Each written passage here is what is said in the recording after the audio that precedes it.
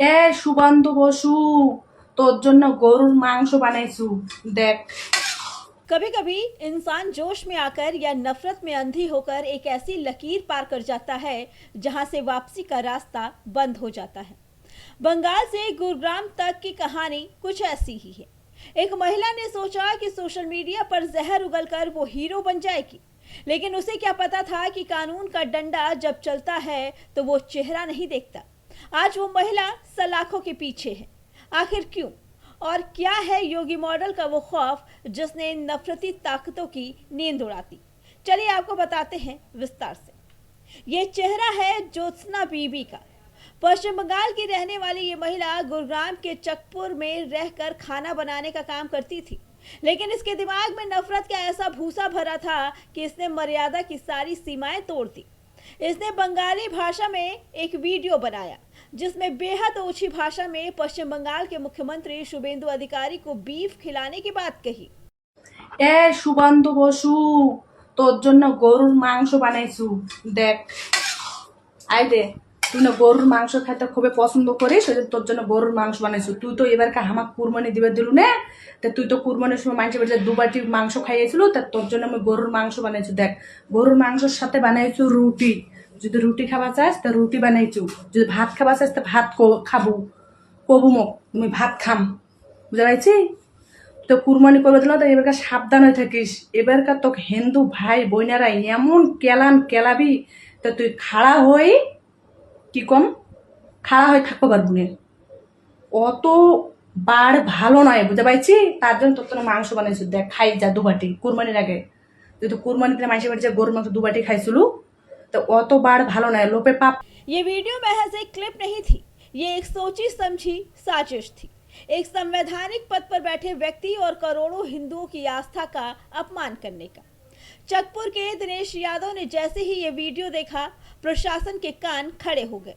Gurugram police ने तगड़ी कार्रवाई करते हुए बीएनएस की धारा 299 के तहत केस दर्ज किया और ज्योत्सना को गिरफ्तार कर लिया। कोर्ट ने भी उसकी जमानत याचिका को कूड़े के ढेर में फेंक दिया और उसे जेल भेज दिया। 8 जून तक वो सलाखों के पीछे अपनी करतूतों पर पछता रही है। शुभेंदु अधिकारी के सीएम बनने के बाद से बंगाल में जो सफाई शुरू हुई वो इन कट्टरपंथियों को बर्दाश्त नहीं हो रही।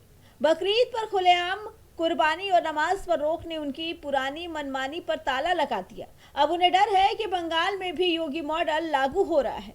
आज देश में गौवंश को लेकर जो संवेदनशीलता है, उसके सबसे बड़े नायक उत्तर प्रदेश के मुख्यमंत्री योगी आदित्यनाथ हैं। योगी जी की स्पष्ट नीति है, कानून हाथ में लेने वालों का स्थान सिर्फ जेल है। उन्होंने न केवल गौ तस्करी पर पूर्ण लगाम लगाई, बल्कि ये भी संदेश दिया कि आस्था के साथ खिलवाड़ करने वालों के लिए उत्तर प्रदेश ही नहीं, पूरे देश में कोई जगह नहीं होनी चाहिए। यही योगी मॉडल अब पूरे भारत में चर्चा का विषय है।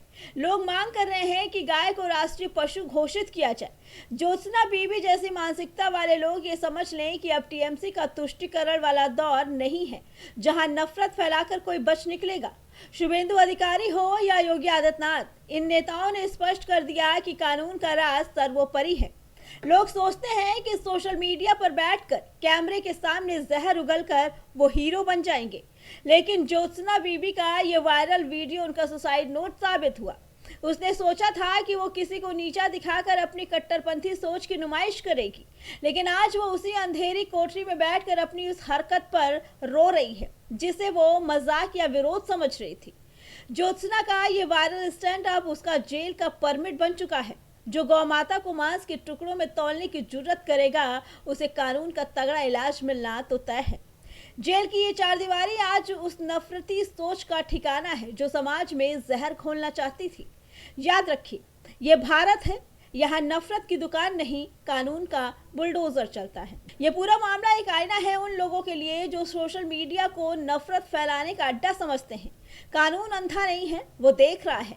अब आप ही बताइए, क्या अपनी बात रखने का तरीका यही होना चाहिए? क्या किसी के धर्म या पद का अपमान करना सही है? अपने कमेंट हमें जरूर बताइए। Bureau report, prime TV.